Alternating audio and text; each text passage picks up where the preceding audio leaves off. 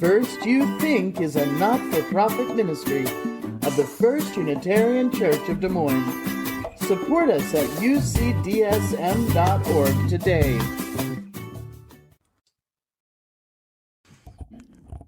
How much should a soda cost? Let's get down to the really hard questions today, yeah? If you popped into the gas station on the way home from church today, and you just wanted to grab a soda, how much should it cost? I know the answer, and I don't agree with it. It's about $2.50 now, but my brain is stuck on 50 cents. I remember 2 quarters, yeah? I remember it being cheaper than that, but it was stuck on 50 cents. I got to $1 at some point, but many times I've thought, I'll grab a soda. I pop in, it's $2.50, and I say, I cannot pay for that. I'm sorry. It's not the right price. It shouldn't cost that much. Well, this month we're talking about what it means to embody resilience. And last week we defined resilience in its first definition, like Gumby, our capacity to spring back into our shape, like a reed that can bend over in a storm and come back, right? In contrast to a bending reed is a sturdy oak, very strong, very resistant, but it snaps in the wind, or like a football player, incredibly strong, but very prone to an injury. And so we talked about how resilience helps us hold our ground without falling apart and breaking. And then we acknowledged that, of course, sometimes we do break apart. And that's when we talked about kintsugi and the ability to put ourselves back together. We acknowledged that sometimes what breaks into 100 pieces is our hearts, and that we can put our hearts back together into a more compassionate, capacious, heart-opening way of being in the world. But today I'm still mad about soda. Because it should cost it. I've looked up how much it costs to produce the soda. It's highway robbery, okay? And I'm hung up on it. I'm fixed on it. And I wonder what you might be hung up on, what you might be carrying around as a sort of burden in your life. Here's an example. Is there something in your home, in the place where you live, that's supposed to work that doesn't? Or am I the only one? Okay. We have a recently purchased ceiling fan and light in one of the kids' bedrooms. The light is stuck on. The remote is broken. We have to wrap the light in like a blanket or cut the breaker every night. It should go on and off. It does not. Do you have a dishwasher that needs to be hit twice like the Fonz? Something like that, right? From those sort of more trivial things to the harder things. Is there something about your body that should work this way, but actually works that way? Or is it just me? This is a very tender question, so I'd like to lighten the room. I should have hair, okay? This is me. Look at that guy. That guy's got hair, okay? How long shall I leave this up? Maybe just another second. Okay. Plenty of people have a beautiful head of hair well into their 80s. I don't know why my hair quit in its late 30s, but I should have it. I just don't. Because I'm cool. Thank you. I bring it up in a light way because I think for all of us, including me, there are also things that are more important than hair that should work this way, and they don't. As we invite our heart space to open here, something about our childhood that should have gone this way, and it went this way. Something about our families that should be this way, but it's this way. Something about our life story. Our life was supposed to go this way, and it went this way. Can I even say something about our nation that should be here, and we find ourselves here? Soda is one thing, but here's the truth. I don't actually care about soda. But I do care a lot about what should be and what isn't. What do we do when things are not as they should be? What do we feel in those moments? We get hung up on it. We get fixed on it. Yes, it's supposed to be this way. It's wrong that it's this way. It reminds me of those behavioral psychology experiments where they would take the mouse and they would train it to complete the maze, and then at the end of the maze is the piece of cheese. And so the mouse does its effort and it gets its reward. And the next day it does its effort and it gets its reward. And this mouse is like, I've got a pretty good thing going here. So it does its maze, cheese, maze, cheese. And then one day these, I would say, mildly sadistic psychologists just move the cheese to a different part of the maze. And the mouse freaks out. Right? Maybe it does the maze again and goes, oh, I must have screwed up, and it works its way back, and it does the whole thing over and over going, I don't understand. This is how it works. It's supposed to be here. Maybe the mouse gives up and sits at the beginning of the maze chewing its tail. But it's hard on the mouse. And boy, do I relate with that mouse sometimes. That's the problem with should. The cheese should be there. I did the maze correctly. But sometimes cheese moves. And now the mouse has a choice. Do I keep retracing my steps and hope the cheese finds its way back to me? Do I just quit? Do I find another path? Because the first definition of resilience, what we talked about last week, is our quality of springing back. But that doesn't mean that that's the only way to be resilient, to return to your past shape. Sometimes resilience is not about springing back, but about springing forward to the new reality. Sometimes resilience means letting go of something that ought to be one way, but is no longer that way. Letting go of what should be, and learning to live with what is. When the celebrants were talking about resilience, this aspect of resilience really lit up the table. Someone said, well, resilient people see that everything is figure-outable. And it was so good I had to write it down word for word. Everything is figure-outable. Just as long as I have breath, tell them I said yes to life. That resilient people are solution-oriented. I know this rose will open. The cheese is not where I thought it would be, but let's figure this out. Let's go check out the rest of the maze. And man, isn't that easier to do with someone else's life? It's almost satisfying. It's almost satisfying to sit with someone else when they are dealing with a my cheese has moved problem and saying, well, I see what the thing is. You keep looking for the cheese to be there, but buddy, the cheese has moved. I have one of my children is very much into Legos, and Legos these days are not just like, let's build what we want. It's like a 50-step, and then at the end of 50 steps, suddenly you have the Batmobile or whatever, right? And because he's a little kid, he skips a page. But you don't notice that you skipped a page until you're trying to put like the fender of the Batmobile onto and it doesn't work. It should work, but it doesn't work. And so since it's not my problem, I go, well, that's fine. Everything is figure-outable. Let's just take a breath. The cheese has moved. Let's just go back a couple steps here. Let's figure out what happened. And then with no sense of irony, I will walk from trying to teach my child that resilience to opening my laptop and losing my mind over an email about what should be versus what is.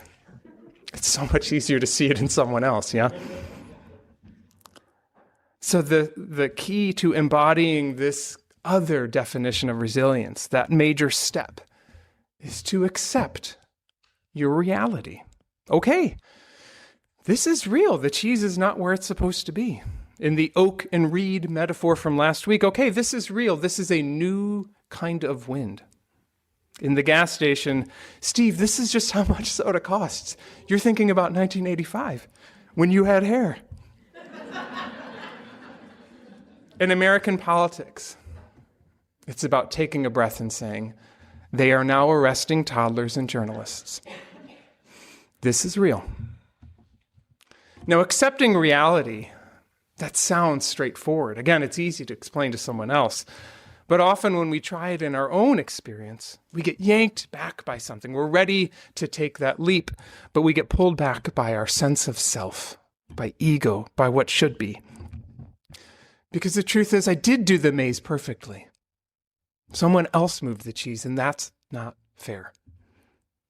I developed into an incredibly strong oak. How dare this wind break me? I keep healthy. I do not deserve this diagnosis. And you're right. You don't deserve it. You didn't deserve to have the cheese ever move. You didn't deserve to have the wind get so strong that it cracks us. You never deserved that diagnosis. It is not your fault. But I don't think we live in a world where good and bad circumstances are apportioned to people according to their merit. I don't buy that we live in that kind of a world.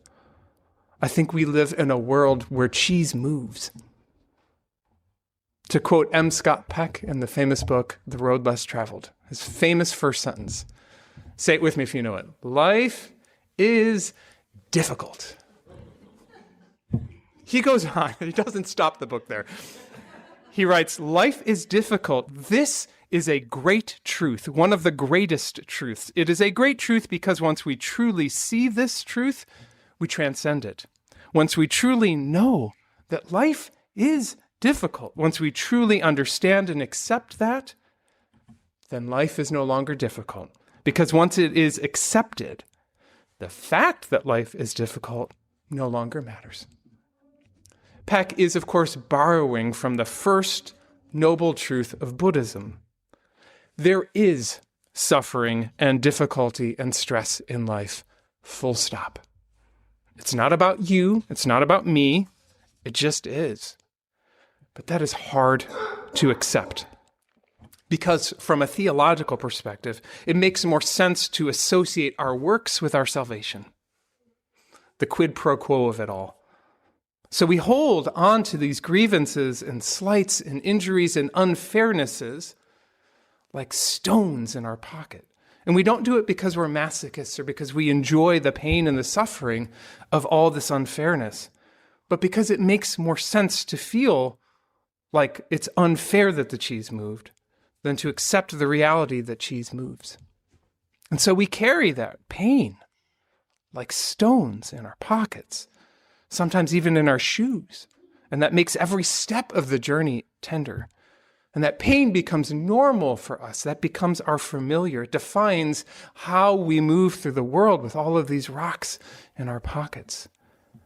I can tell you I've carried a couple rocks in my pocket for years at a time before accepting that reality. I don't think I'm alone. How do we set these down? How do we find that kind of resilience? Ralph Waldo Emerson has something to say about it. Emerson, famous writer and philosopher, also part of the movement in the Harvard Theological School in the early 1800s that created American Unitarianism. He got too cool for school immediately and left the movement and started to study Buddhism. And Emerson had this to say, "Finish every day and be done with it. You have done what you could. Some blunders and absurdities no doubt have crept in. Forget them as soon as you can. Tomorrow is a new day. Begin it well and serenely, and with too high a spirit to be cumbered with your old nonsense." Isn't that a charmingly Harvard way to say, let it go? Emerson. I think a lot of times we get hung up on things because we want impermanent things to be permanent. And that's the second part of Buddhism. We want the impermanent things to last forever. I do want soda to keep costing 50 cents, but I understand that's not how pricing works. I would like my hair, but I understand that hair follicles are not permanent. I would like our government's 3 branches to use the checks and balances that I was taught in 7th grade, but I understand that institutional customs are not permanent. And so we suffer because we think impermanent things should last forever, or people, or feelings, or institutions. And so part of this resilience is letting go of should and accepting reality. This is what it is. This cheese has moved, but we can take a breath and we can figure out what comes next. Now what? What will I do with this new reality? That is a terrifying moment. Because however uncomfortable it is to keep going through the same route in the maze and waiting for the cheese to come back, however uncomfortable it is to be burdened with pockets full of stones, however hard that suffering is, it is known. It is familiar. When you leave that, the unknown is terrifying. I've never even tried that side of the maze yet. I'll get lost or worse. Because in this part of resilience, you're not springing back to your old familiar shape. You're springing forward into something new. No surprise, Mary Oliver has some wisdom to share on this in her poem, Heavy. That time I thought I could not go any closer to grief without dying. I went closer, and I did not die. Surely God had his hand in this, as well as friends. Still I was bent, and my laughter, as the poet said, was nowhere to be found. Then said my friend Daniel, brave even among lions, it's not the weight you carry, but how you carry it. Books, bricks, grief. It's all in the way you embrace it and balance it and carry it when you cannot and would not put it down. So, I went practicing. Have you noticed? Have you heard the laughter that comes now and again out of my startled mouth? How I linger to admire. Admire the things of this world that are kind and maybe also troubled. Roses in the wind, the sea geese on the steep waves, a love to which there is no reply. What a beautiful poem. Dear ones, as we learn to embody resilience this month, I invite you to set down something that you have been carrying. You were given a stone when you came in today, and perhaps you are wondering, did Steve just get lost in Menards and make the best of it? I invite you to hold that stone. Hold it in your hand. Wrap your fingers around it tightly. Take a breath. There is a should that is weighing you down. An attachment to something impermanent, as Buddha would say. A should that can flow now into this rock. Let the rock take it for you. It's not the weight you're carrying, but how you carry it, and the way you're embracing it and balancing it and carrying it when you cannot and would not put it down. Today, let's put it down. Have you noticed, have you heard the laughter that comes now and again out of my startled mouth? It's no longer, it should be this other way. It's no longer, I just wish it was like it used to be. But now, with a true courage and resilience, this is reality, and this is figure-outable. Notice a new quality of lightness in your shoulders, the smoothness of your breath, the pocket free of that stone. When a truer simplicity is gained, we can bow and bend and adapt and flow. Last week I finished by saying that to embody resilience is to claim our right to live and to thrive in the world, knowing that the world will always have storms. And today we remember that to embody resilience is to claim our right to live and thrive in the world, knowing that life is difficult, that this world will always keep changing.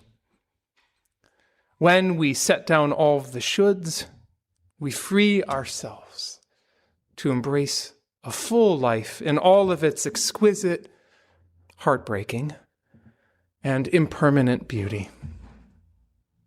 Amen.